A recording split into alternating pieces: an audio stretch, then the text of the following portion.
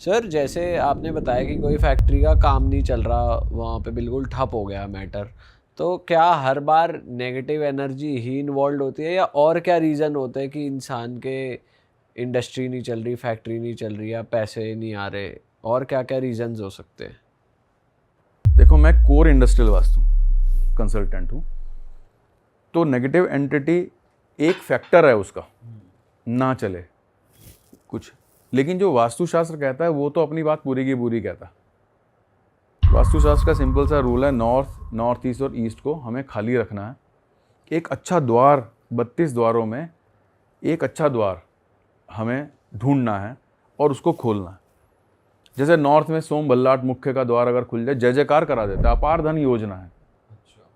South में विथत और ग्रह अक्षत का द्वार खुल जाए, मतलब ये देवताओं के नाम है, इनके द्वार अगर हम ढूंढ के खोल दें, फैक्ट्री अपलिफ्ट हो जाती है, अपार्ट फ्रॉम वास्तु दोष, क्योंकि अगर उसके अंदर ऊर्जा पूरी होगी तो चलेगी। वेस्ट में सुग्रीव पुष्पदंत नाम के देवता हैं जो ज़बरदस्त हैं, और ईस्ट में इंद्र और जयंत इम्पल्सिव बाइंग करा देते हैं। इम्पल्सिव मतलब कि उस फैक्ट्री का जो भी सामान बनेगा वो उसकी डिमांड मार्केट में इम्पल्स से क्रिएट हो जाएगी। अगर ये इसके आजू बाजू के द्वार भी अगर खुल जाएं, जैसे वेस्ट में मैंने आपको बताया, इसके बगल में असुर का द्वार है, इधर द्वारिक का द्वार है, तो फैक्ट्री कर्जे में चली जाएगी। तो बहुत छोटे छोटे से फैक्टर जो हैं वो हमें, तो मेन क्या एंट्री से ही डिपिक्ट होता है कि ये मतलब मेजर रोल एंट्री ही प्ले करती है एक इंडस्ट्री का? एंट्री एक रोल प्ले कर रही है। जैसे मैंने आपको बताया, नेगेटिव एनर्जी एक फैक्टर है, एंट्री एक फैक्टर है। उसके बाद प्लेसमेंट्स कहाँ पर हो। हैवी मशीन जो है साउथ, साउथ वेस्ट, वेस्ट में प्लेस होनी चाहिए, लेकिन नॉर्थ, नॉर्थ ईस्ट में प्लेस हो गई तो फैक्ट्री रुक जाती है। Geopathic stress, negative energy coming from earth एक फैक्टर है, जिसको शास्त्र शल्य के नाम से एड्रेस करता है। शल्य चिकित्सा एक पूरा प्रकरण है वास्तुशास्त्र में, उसको रिमूव कर सकता है। जहाँ पर एक मशीन बताता हूँ आपको, उसका नाम है कूलिंग टावर। कूलिंग टावर में 100 टाइम्स वाटर चलता रहता है, मतलब कंसिस्टेंटली 24 घंटे चलता रहता है। तो अगर वो साउथ में लग गया, साउथ ईस्ट में लग गया, फैक्ट्री को डूबने से कोई नहीं रोक सकता। लेकिन नॉर्थ, नॉर्थ ईस्ट में लग गया, खासकर नॉर्थ में लग गया, तो ये समझ लो कि वो फैक्ट्री ऐसे ग्रो करेगी जैसे रॉकेट हो गया। सर वैसे अगर कंपेयर किया जाए, जैसे अगर कोई अपने घर पे वास्तु करवाता है तो कभी कभार वास्तु एक्सपर्ट ये भी कहते हैं कि ऐसा कर दो वैसा कर दो, और थोड़ा बहुत खर्चा लोगों को लगता है यार बहुत खर्चा करना पड़ जाएगा। इंडस्ट्री ऐसी चीज़ में अगर आप कह रहे हो यार बहुत हैवी हैवी मशीन है, इनको शिफ्ट ही करना पड़ेगा, तो वो तो बहुत ही खर्चा हो जाता होगा। तो ऐसे केस में तो फिर बहुत ऐसे केस में हम लोग रेमेडियल वास्तु की सहारा लेते हैं। अच्छा, कुछ यंत्र हैं, जैसे मैंने आपको बताया, धातु ध्याय है, रत्नाध्याय है, कटिंग्स हैं, शिफ्टिंग्स हैं, ये प्रोसेसेस हैं आज की तारीख में। स्टिचिंग है, शिफ्टिंग है। अब टॉयलेट गलत बन गया, मान लो एक यूनिट में 1000 लोग काम कर रहे हैं, तो उसका टॉयलेट केस कितना होगा? कम से कम 20 सीटें तो लगी होंगी ना, 10 लेडीज़ के लिए, जेंट्स के लिए जो टॉयलेट ब्लॉक बनेगा उसके अंदर। अब वो गलत बन गया, मैं कहूँ जी तोड़ के वहाँ बना दो, वहाँ पहले ही मशीन लगी हुई है, तो उसको हम ट्रीटमेंट के ऊपर ले जाते हैं। उसके रेमेडीज मतलब उस हिसाब से कर बट देते हैं ट्रीटमेंट उतना एक्यूरेट होता है? ये इतना इम्पैक्टफुल कि यार चलो अगर वो तोड़ के ही नया बनाएंगे वो ज़्यादा इम्पैक्टफुल है, या फिर अगर ट्रीट कर दिया इसका आपने एक छोटा रेमेडी? सा आपसे एक क्वेश्चन पूछता हूँ कि आपके दांत में खोखला हो गया आपका दांत और वो टूट गया, आप क्या करोगे?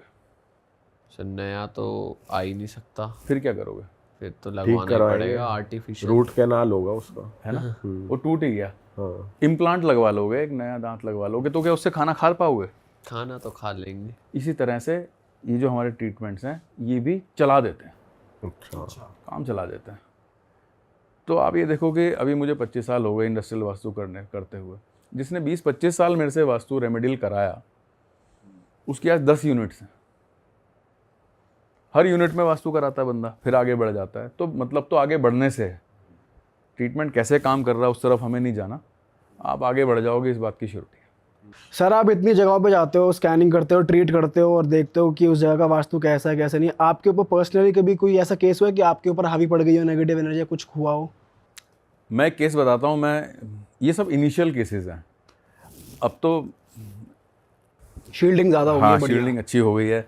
और मुझे ये लगता है कि कमज़ोर आदमी के ऊपर, जिसका साइकोलॉजिकल कमज़ोर है, जिसकी ऑरा कमज़ोर है, उसके ऊपर ये चीज़ें ज़्यादा इम्पैक्ट करती हैं। तो जैसे मैंने बताया कि हनुमान जी का अगर साथ में नाम लो, उन्हें समझो कि मेरे साथ ही हैं, उनके यंत्र से शील्डिंग करो, तो ऐसा कुछ दिखता नहीं। लेकिन इनिशियली जब मुझे नहीं पता था, तो मैं महाराष्ट्र में एक जगह पर एक इंडस्ट्री कर रहा था, मुझे मालूम नहीं था कि क्या होता। तो मैं वास्तु करके आया, मैंने उछाड़ पछाड़ करी, यहाँ का वहाँ, यहाँ का वहाँ, मतलब कुछ चीज़ें तुड़वाई। रेमेडियल वास्तु तो धीरे धीरे डेवलप हुआ, पहले तो तोड़ फोड़ वाला वास्तु ही चलता था। कुछ चीज़ें यहाँ से हटवा के वहाँ करी, इधर करी। तो मैं घर आया और मैं बीमार हो गया भैया। ऐसी बीमारी हो गई जिससे डॉक्टर को दिखाओ, कभी यहाँ दर्द, कभी यहाँ दर्द, कभी यहाँ दर्द, उठने का मन ही ना करे सुबह। डॉक्टर को दिखाओ, कह रहा आप बिल्कुल ठीक हो, सारे चेकअप करा लिया है, बिल्कुल ठीक। तो फिर मैं हरिद्वार में अपने गुरुजी के पास गया, मैंने गुरुजी ये प्रॉब्लम चल रही है ऐसी। तो उन्होंने कहा ठीक है, ये जड़ ले जाओ, इसको अपने ऊपर फेरो और बाहर फेंक दो। मुझे नहीं पता थी किस चीज़ की जड़ है, आई डोंट नो, अभी भी इन्होंने पूछा नहीं, अब वो समा गए, ऊपर चले गए। मैंने वो किया, दूसरे दिन ठीक।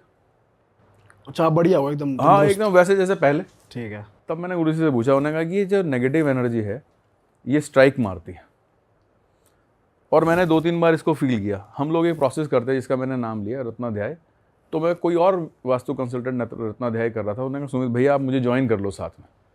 मैंने ज्वाइन किया तो जैसे ही उन्होंने गड्ढा खोदना शुरू किया, मेरा बीपी डाउन होना शुरू हुआ। मुझे लगा कि अब बस कहीं बेहोश ना हो जाऊँ, वो फीलिंग आई। तो मैंने उससे बताया कि मुझे ऐसी फीलिंग हो रही है। तो एक यंत्र आता है लेबरेंथ करके, उसने मेरी जेब में डाला और वापस रिवाइवल हो गया। उन्होंने कहा शिकंजी पियो आप, नींबू पानी, क्योंकि नमक और आग का बहुत संबंध है, और जेब में ये लेबरेंथ नाम का यंत्र रखो। वापस पूरा प्रोसेस किया मैंने, आई वॉज वेरी हैप्पी। तो घरों में मिल जाती है। एक ऐसा इंसिडेंट बताता हूँ अपने ही किसी रिलेटिव का, बहुत खास रिलेटिव। वो हमारे घर में आए हुए थे। तो मेरा घर ऑफिस एक ही है। तो मैंने किसी का नेगेटिव एनर्जी का ट्रीटमेंट किया। उसमें हम लोग ऑरा क्लीनिंग का एक सिंपल सा प्रोसेस करते हैं और उसके बाद वो यंत्र में डाल के फ़ोटो शील्ड कर देते हैं। लेकिन गुरुजी ने कहा था कि इसको कभी रात को मत करना। लेकिन आपको पता है कि पैसे आते किसे बुरा लगता है। किसे बुरे लगते हैं ना। तो कोई बाहर से आया, उसने बहुत रिक्वेस्ट करी, शाम के 7 बज गए। मैंने कहा चलो कर देते हैं जो भी होगा। तो मैंने वो ऑरा क्लीन उनकी कर दी, शील्ड भी कर दिया, and he was very happy person. वो चला गया। जो रिलेटिव का बेटा आया हुआ था, रात को उसे ऐसा फील हुआ कि उसका किसी ने गला दबा दिया। हाँ, सफोकेटिंग हो गया। मतलब आपने ट्रीटमेंट किसी और का करा और अटैक किसी और पे हो गया। अटैक किसी और पे होगा। जैसे आप बता रहे थे ना कि किसी के ऊपर अटैक तो नहीं हो गया। अरे वाह, आपने ये वीडियो यहाँ तक देख ली भाई, तुमने हमारी मेहनत सफल कर दिया। तुम ही लोग हो असली रियल हिट।